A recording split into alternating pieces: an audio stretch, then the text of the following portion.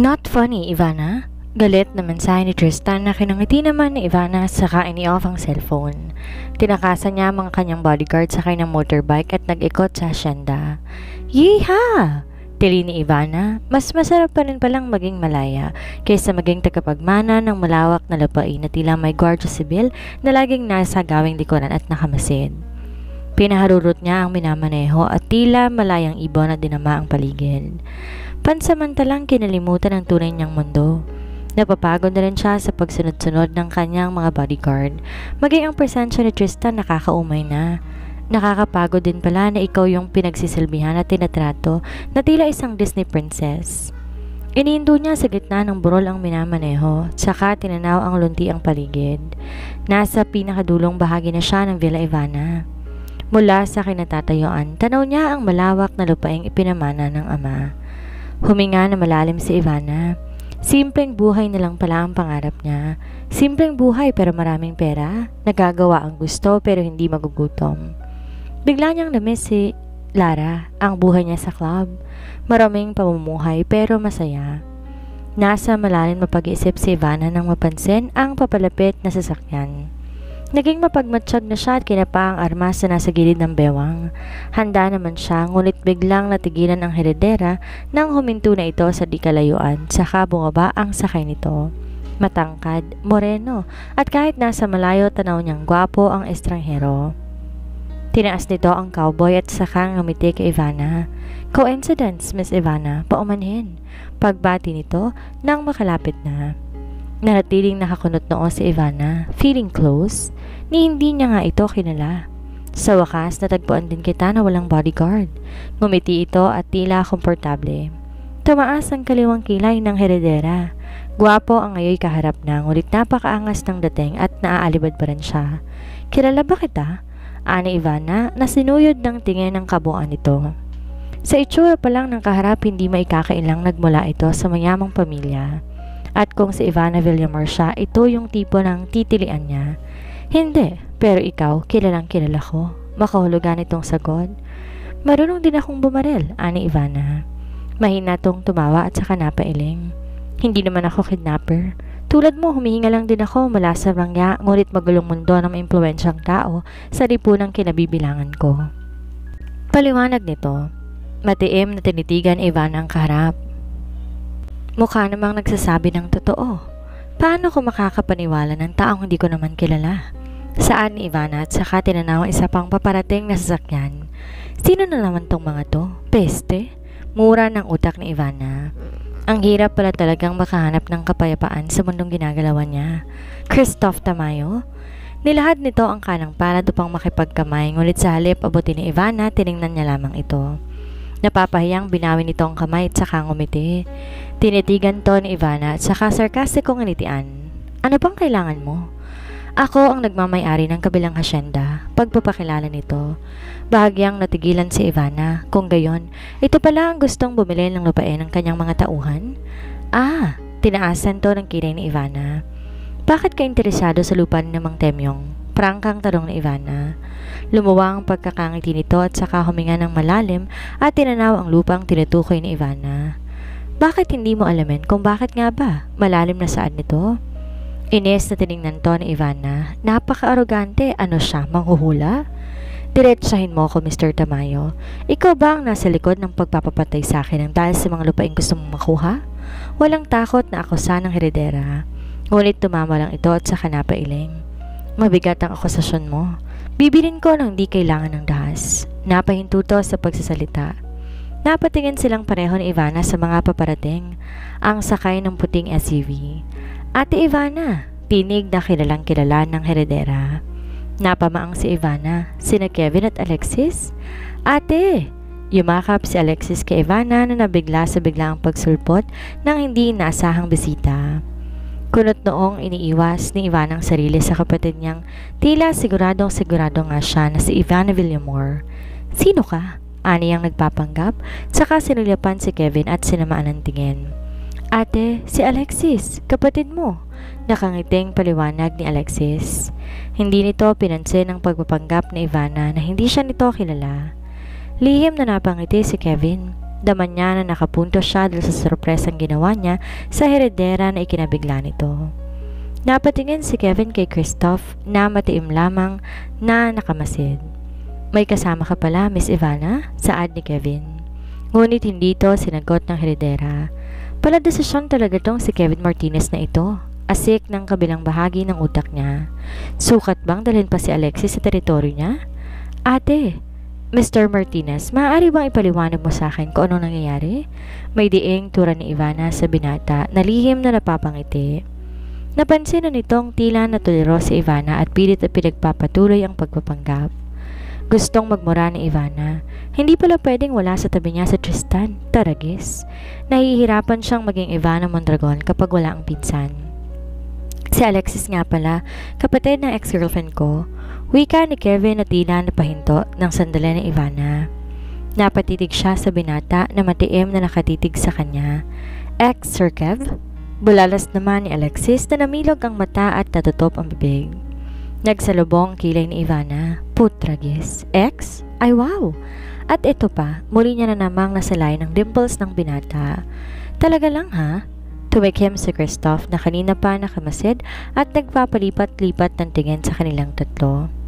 Gustong irapan ni Ivana ang kakilala lang, nakalugar pa pala at bigyan ng uppercut ang pagmumukha. Pero dapat pa nga yata siyang magpasalamat dito dahil nasagip siya mula sa panalambot ng mga tuhod sa epekto ng titig ni Kevin. Tumunog ang cellphone ng heredera. Natitigilan man sinagot ni Ivana ang cellphone. Saved by the bell? Minsan masarap din yakapin ng pinsan niya sa totoo lang. Nasaan ka? On the way, sagot ni Ivana sa pinsan na nanggagalaite sa galit dahil sa ginawa niyang pag-alis ng walang bodyguard. Matapos magpaalam ng mga ito, sumakay na siya ng motorsiklo at mabilis na pinasibad papalayo. Walang nagawa ang mga to kundi panoorin ang kanyang pag-alis. Sinalubong siya ni Tristan ng sermon ay pinagkibit balikat na lang. Paulit-ulit talaga, Ivana. Ano bang problema, Tristan? Maayos akong nakauwi.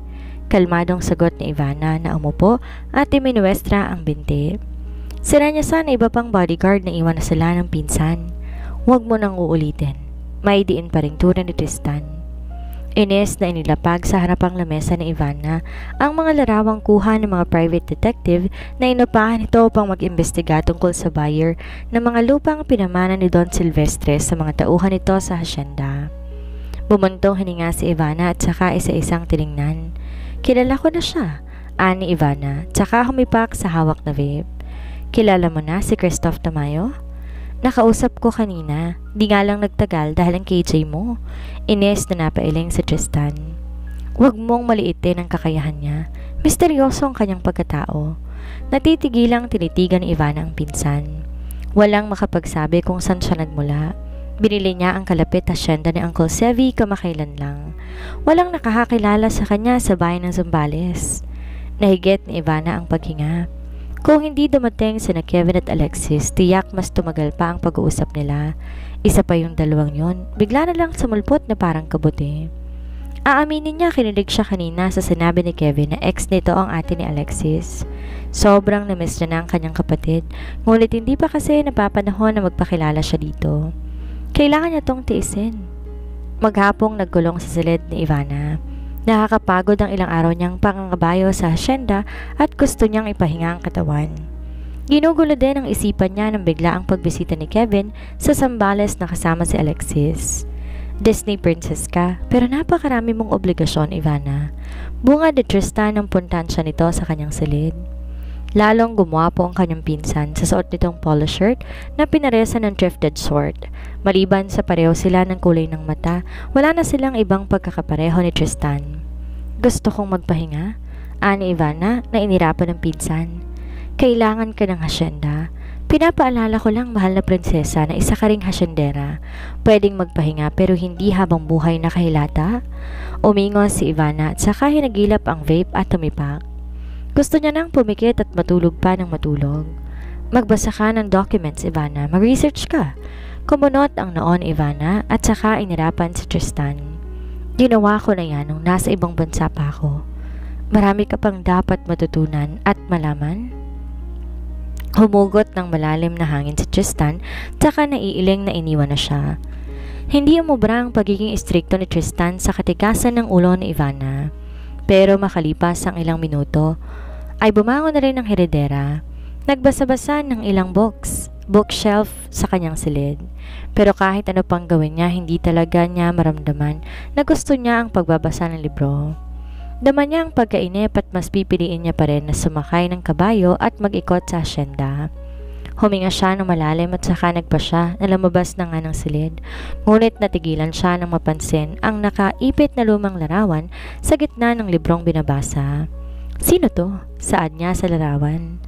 Maganda ang babaeng nasa larawan, sa tansya niya nasa edad 25.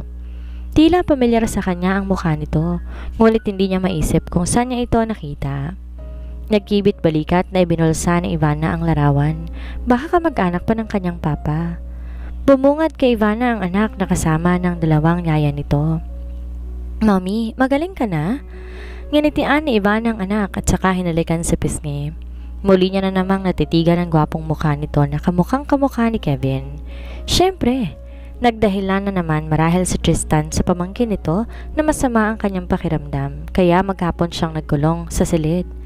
Sumenya si Tristan na kailangan nilang umalis, kaya matapos na magbilin sa mga yaya ng anak, hinalikan niya na lang sa noo ang anak na sanay namang lagi siyang umaalis.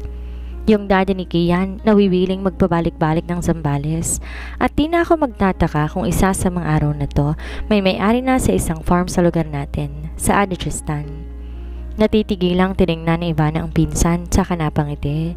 Talaga, kinilig ka naman. Naiiling na tumawa si Tristan. Ivana, bakit hindi mo nalang harapin ang katotohanan? Iniwas ni Ivana ang palingin sa pinsan. Binabagtas na sinasakyan nila ang daang patungo sa pataniman. Ivana, Tris, kapag handa na ako. Hinihintay mong matanggap ni Kevin ang pagkatao ni Ivana Villamor, hindi ba? Humugot ng malalim na hininga si Ivana, saka tinanaw ang malawak na lupain ng ama. Aamin ba siya? Siyempre hindi. Ivana, wala namang masama kung nangangarap kang mabuo ang pamilya mo. Pero alam mo din naman kaakibat no ng gulong hatid sa buhay ng anak ko. Sagot ni Ivana na napailing. Napaka-komplikado ng mundo ko bilang Mondragon, at magiging mas komplikado pa. Nilingon ni Ivana ang pinsan. Si Christoph Tamayo tila may kaugnayan kay Oliver, saad ni Tristan. Paano nangyari yon? Nagtatakang tanong ni Ivana. Ipapaliwanag ko sa'yo mamaya. Iniintunan ni Tristan ang minamaneho sa tapat ng gate ng rancho. Bumaba si Ivana ng sasakyan at saka nilapitan ang kabayong si Apollo at tinaplos ang makintab nitong balat. Hindi lang si Apollo ang kabayong inaalagaan sa rancho, ngunit si Apollo ang pinaka-paborito niya. Bakit di mo na lang kunin ang iyong inay Rosa? Narito na rin naman si Alexis, tanong ni Tristan. Nalalaman ni Kevin na anak niya si Kian, at sa palagay mo hindi niya pa alam yon? Napapadalas na ang pagbisita ni Kevin sa teritoryo mo. Nananahimik na ang pinsan mong si Camille. Pwede ka namang sumaya kahit konti, opinyon ng binata. Kunin mo na rin si Lara. Matiim na titikan ni Ivana ang pinsan at saka nginitian. Maliban sa pagiging pinsan, kanang kamay, ano pang gusto mong maging papel sa buhay ko? Tatay. Binilig ni Tristan ang ngiti sa heredera. Masyado ka pang bata para maging tatay ko. Inirapan to ni Ivana. Nilingon ang paparating na sinapol. Senyorita, may iniabot ito. Umupo naman sa bamboo chair na naroon si Ivana. Saka binuksan ang brown envelope na naglalaman ng mga larawan niya at impormasyon ni Christoph. Matamang nakamasid lang si Tristan habang isa-isang tinitingnan ni Ivana ang mga dokumento. Apelido ng kanyang ina ang ginagamit niya? Sino ang ama ni Christoph? Kunot noong tanong ni Ivana kay Paul. Kaduda-duda ang kanyang pagkatao. Matagal na siyang pabalik-balik ng Zambales at madalas namamasyal sa Villa Ivana. Magkaibigan sila ni Oliver. Napaawang ang bibig ni Ivana. Sino si Christoph? Paanong nakilala to ng kanyang kuya Oliver? Muli niyang sinipat ang nilalaman ng envelope at isa-isang tinitigan ang mga larawan. Natigilan si Ivana nang mapatitig sa isang larawan ng babae. Marahil edad 50 anyos pataas. Sino naman to? Siya ang ina ni Christoph Tamayo, si Maria Crisanta Tamayo. Kinapa ni Ivana sa bulsa ang larawang kanina lang ay nakita niya sa librong binabasa. Sino yan? Tanong ni Tristan. Nakita ko to sa librong binabasa ko kanina. Umandap ang dibdib ni Ivana. May misteryong nakabalot sa pagkatao ng babaeng nasa larawan. Kung siyang ina ni Christoph, bakit may larawan ito sa silid niya? Anong kinalaman ng babaeng yon sa buhay ng kanyang ama? Ivana, mas nangangailangan pa ng mas malalim na investigasyon. Suhestyon ni Tristan habang nakatitig sa mga larawang pinagkumpara ni Ivana. Malabo ang unang larawan, ngunit malinaw na iisang tao lang. Baka kamag-anak pa siya ng papa. Kamag-anak? Kilala ko halos lahat ng kamag-anak ni Uncle Sevi. Tristan, napahinto sa pagsasalita si Ivana. Napatingin sa pabarating na sasakyan na kilalang kilala niya na ang sakay na walang iba kundi si Kevin. Mabilis namang niligpit ni Tristan ang laman ng brown envelope. Nahigit ni Ivana ang paghinga ng magkasalubungan ang tingin nila ni Kevin. Mula noon hanggang ngayon, tila hindi kayang burahin ng panahon ang kilig na hatid ng dimples ng lalaking minsan niya nang pinangarap na maging asawa. Putragis, Ivana, laway mo! Bulong ni Tristan, may diin. Tila nahimasmasa naman si Ivana at inayos ang sarili. Balik sa pagiging Ivana Mondragon, saka kinintil sa labi ang sarkastikong ngiti. Ivana, umayos ka. Baka ipasipa kita sa mga kabayo mo. Pasimpleng kinindatan ni Ivana ang pinsan, saka muling binalingan ang papalapit ng bisita. Nihanda ang sarili. Tanaw niya rin ang pababa ng sasakyan na si Alexis. Tila susubukin talaga ang tatag niya ngayong araw. Tinapunan ng pilit ng ngiti at saka tinaasa ng kaliwang kilay ni Ivana ang kapatid na si Alexis. Kabaliktaran ang inaasahan niyang hindi nito pinilit na siya ang atin nitong si Ivana Villamor. Bumati at ngumiti lang ang bunso niyang kapatid habang natutulalang nakatitig kay Tristan. Gusto niyang sabunutan ng kapatid, haharot pa yata. Mataman namang nakamasid lang si Kevin pero dama pa rin ang heredera na nakikiramdam lamang ito. Pinagmamalaki ko kasi kay Alexis ang Villa Ivana. Pagpaumanin mong napasyal na naman ako sa iyong hasyenda. Gusto ko lang ipakita sa kanya ang ganda ng lugar mo. Titig na titig sa mukha ni Ivana na saad ni Kevin. Okay lang. Sagot ni Ivana na bahagyang sinulipan si Tristan na halatang naiirita na kay Alexis. Napakunot noo si Ivana. Nagpipigil na irapan ng bunsong kapatid. Ngayon lang ba nakakita ng gwapong kapatid mo? May diing bulong ni Tristan kay Ivana. Pinigilan ni Ivana ang sarili na hindi mapahagikik. Sa halip ay pasimpleng kinindatan si Tristan. Sinanyasan niya ang pinsan na hayaan mo na silang mapagsolo ni Kevin. Naglakad-lakad na sila habang pinagmamasdan ng mga magsasaka sa hasyenda na abala sa pamimitas ng mga prutas. Ikaw pala si Tristan? Ang luwag ng ngiti ni Alexis habang nakatingin pa rin sa gwapong mukha ng pinsan ng kanyang ate Ivana. Naiiling na tinalikuran ni Tristan ang dalaga na otomatiko namang sumunod sa binata. Kuya, pinsan ka ng ate? Ines na nilingon ni Tristan si Alexis at saka napailing. Sino bang ate mo? Umuso lang si Alexis saka ngumiti. Ang pogi mo? Napatakip pa ito sa bibig saka humagikik. Look, wala akong panahon sa mga kalokohan mo. Ang mabuti pa bumalik ka na sa kotse ninyo. Hihintayin ko pa si Sir Kev. Kausap pa si ate Ivana eh. Kumunot ang noon ni Tristan saka sinulya pa ng tinitingnan ni Alexis. Alexis, hindi mo ate yan. Napakalayo ng pagkatao ni na Ivana Villamor at Ivana Mondragon.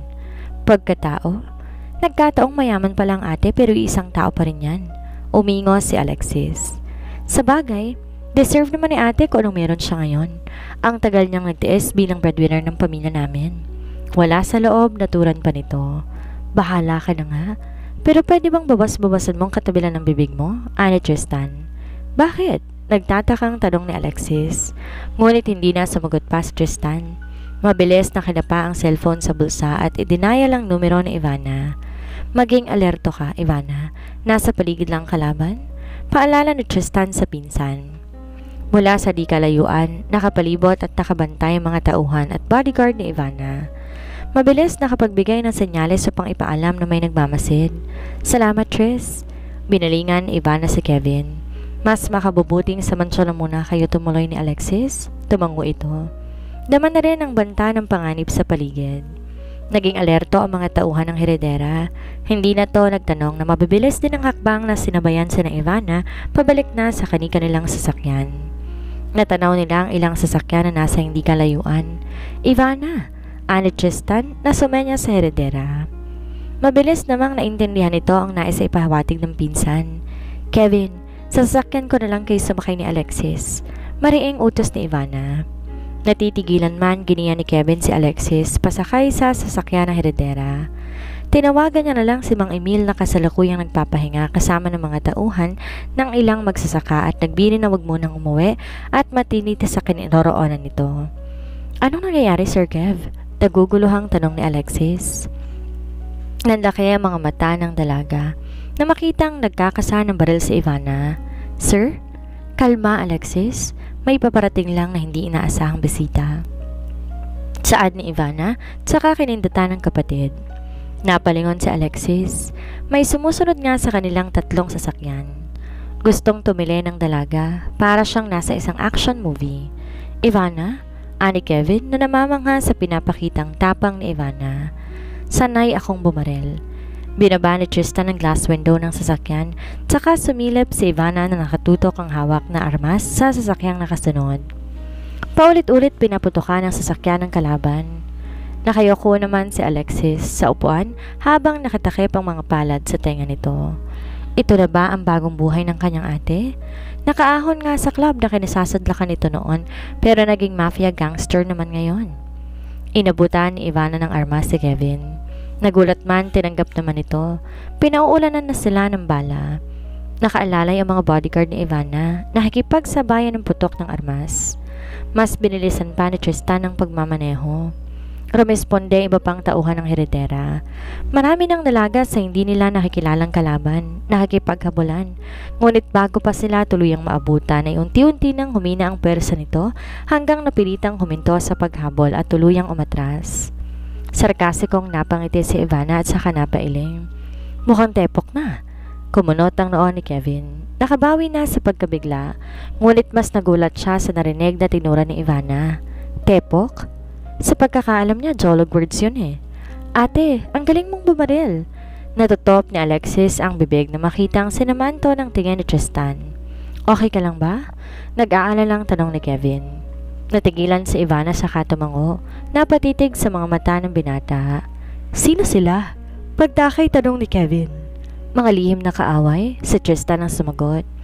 Mga ninganing batukan na ni Tristan ang pinsan, nakapagkitna ang tingin ng dalawa sa isa't isa. Lihim namang kinilig si Alexis na napabungis-ngis, pero dahil parang gusto siyang lamunin ang buhay ni Tristan, kinagat na lang ang pang-ibabang labi upang di mapangiti. Ivana, untag ni Tristan. Natauhan naman ang heredera na nagbawi na ng tingin. Inayos ang sarili, tsaka sinilipan sa side mirror ang convoy ng sasakyan ng iba pang mga tauhan. Nireport ko kay Colonel Rodriguez. Kailangan ng paimbestigahan ni Christoph Tamayo. Ivana, sa lalong madaling panahon? Tumango lang ang heredera. Mas lumalalim ang misteryo. Kasing lalim ng nararamdaman niya para sa ama ng kanyang anak. Paano nga ba niya may iwasan ng panganib sa kanyang buhay? Gaya ng damdamin niyang hirap pigilan. Tulad ngayon, gusto niyang mapamura ng 5 beses. Napapadalas ang pagkakatitigan nila ni Kevin at nahihirapan siyang bawiin kapag nagkasalubungan na ang mga tingin nila. Putragis, kinikilig pati ang kifi niya.